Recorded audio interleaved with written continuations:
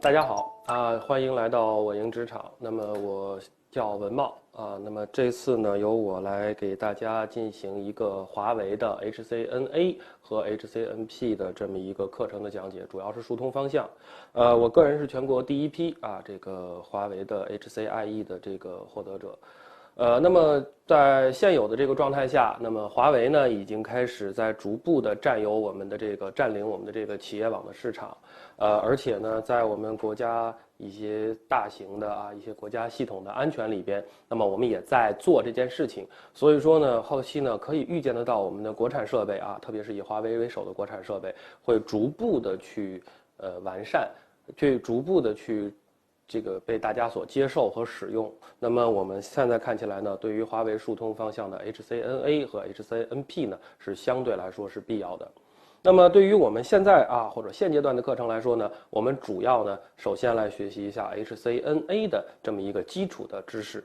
那么在 HCNA 里面呢，我们分了几个部分以小型网络或者说叫做中小型网络为基础，我们涉及了几个部分。第一个部分呢叫做网络互联基础。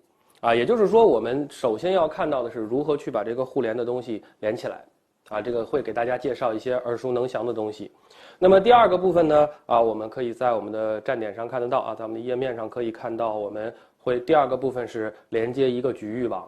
那么第三个部分呢，是我们去连接这个路由网络，就是连接稍微大一点的局域网，不再现在是一个小范围了，而是现在是更大的范围了。第四个部分呢，是我们的这个广域网的连接。还有一些这个网络内的服务。那么第五个部分呢，最终呢我们会把这些东西都加起来，让我们的小型的商用的网络可以能够正常的去运行。好，首先我们来看第一个部分，网络互联基础。那么在这个部分里边我们第一个部分叫做 IP 网络的基础知识。在这一个部分里边呢，我们主要涉及到了以下几个方面。首先第一个数据通信的一个概述。这个是我们所需要掌握的一个东西。我们这一门课程或者说我们的专业就叫做数据通信，就叫做数据通信。那么第二个，后面我们会有一些 IP 网络的基础我们大家都知道耳熟能详的 IP 地址。那么在这个里边，我们要介绍 IP 网络。